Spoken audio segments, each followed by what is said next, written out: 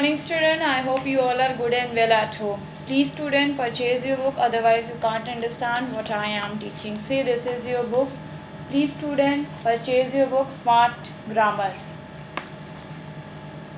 So अभी तक मैंने आपको पढ़ाया क्या, पार्ट्स ऑफ सेंटेंस पढ़ाए और सब्जेक्ट एंड प्रेडिकेट्स, और मैंने आपको पढ़ाया था फर्स्ट चैप्टर आपका the sentence and it's type. तो ये सारी चीज़ें मैंने पढ़ा दी है। अब आपका मैं पढ़ाऊँगी transformation of sentence. Transformation of sentence, सबसे पहले आपको जानना होगा what is the meaning of transformation. Transformation मतलब होता है किसी चीज़ को चेंज करना है, ट्रांसफ़र करना, किसी भी चीज़ में चेंज या ट्रांसफ़र करना। बट ग्रामर में आपका ट्रांसफॉर्मेशन की एक प्रॉपर डेफिनीशन होती है, जिसका मतलब होता है to transfer a sentence is to it from one grammatical form to another without altering its sense.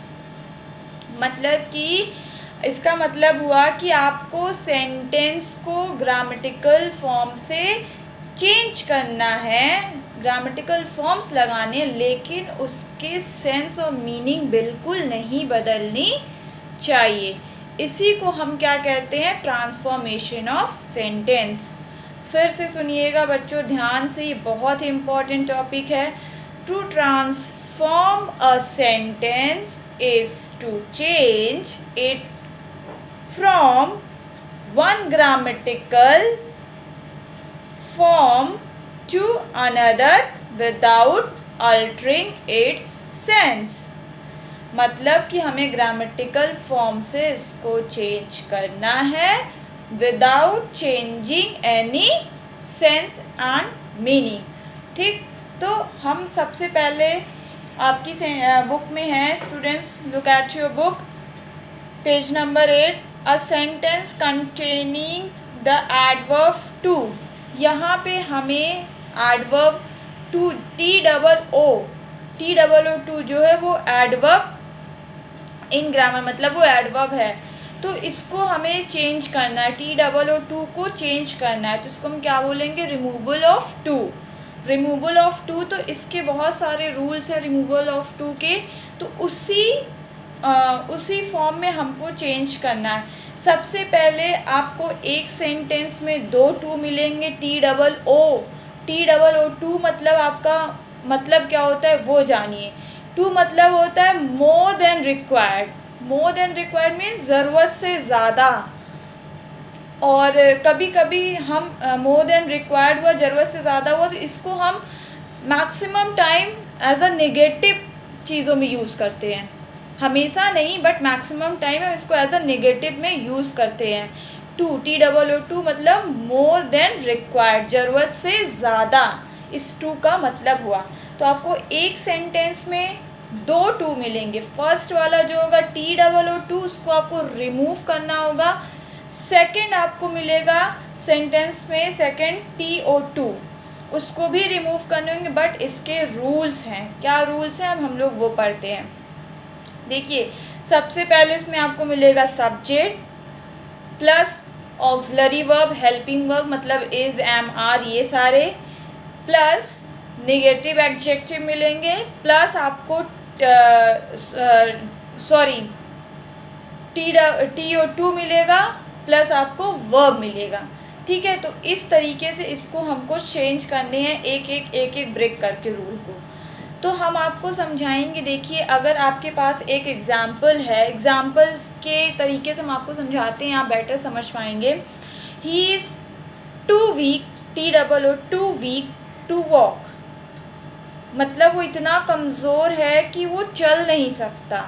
तो टू मतलब ही हुआ ज़रूरत से ज़्यादा ना, मैंने बोला। तो यहाँ पे हम क्या देखेंगे, सबसे पहले ही इज़, और जो फर्स्ट वाला टी डबल ओ टू होगा हम वहाँ पे लगाएंगे सो, एंड सेकंड में आपका जो टू आता है हम वहाँ पे यूज़ करेंगे डैट। क्या यूज़ करेंगे, डैट। उसको रिमूव करके हम वहाँ पे डैट यूज़ करेंगे, प्लस आपका उसके बाद सब्जेक्ट जो होगा वो आएगा, और फिर उसके बाद आप बता रहे हैं ना कि वो चल नहीं पा रहा, तो कैन नॉट, कुड नॉट का भी तो यूज़ करेंगे। तो कैन नॉट कब लगाएंगे आप? जब आपका सेंटेंस प्रेजेंट में होगा कैन नॉट, और जब आपका सेंटेंस पास्ट में होगा तो आप लगाएंगे कुड नॉट, ठीक है।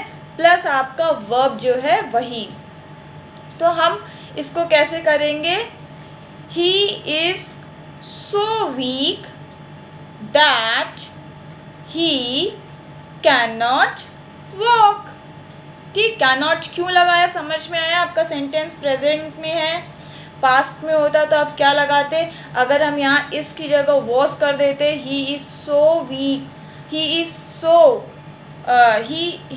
सो he was too weak to walk, तो आप यहाँ पे वॉस की जगह, इसकी जगह जो वॉस है वहाँ पे आप क्या करेंगे? कुड नॉट का यूज़ करेंगे। तो आप क्या करेंगे? He was so weak that he can not walk. ठीक, ये आपका बेसिक और बहुत ही स्ट्रॉन्ग रूल है। मैं एक एक रूल समझाऊंगी, सारे समझाऊंगी तो आप मिक्स कर देंगे। ऐसे ही आता है आपका फॉर। फॉर के लिए आप पूछेंगे जबकि फॉर है तो उसमें क्या करना चाहिए क्या नहीं। फॉर के भी जगह कभी कभी आपका एक ही टू सेंटेंस में दिया होता है और बीच में कहीं ऐसे फॉर टाइप के, जैसे कि आपके 3 वाले में देखिए दिया है, तो वहाँ पे भी हम जो है किसका यूज़ करेंगे? हम वर्ब का यूज़ नहीं करके नाउन का यूज़ करेंगे सेंटेंस के लास्ट में। और फॉर के लिए भी ऐसा मत सोचिए कि वहाँ पे डैट नहीं लगेगा, डैट वगैरह लगेगा, बट ये इसका रूल है, ठीक है। तो आप इसको रिवाइज़ करिए सारे रूल्स को, और जो जो मैं डिक्टेट कर रही हूँ कॉपी में लिख लीजिए, यही आपका होमवर्क है, उसको याद रखिए। Thank you and student purchase your book.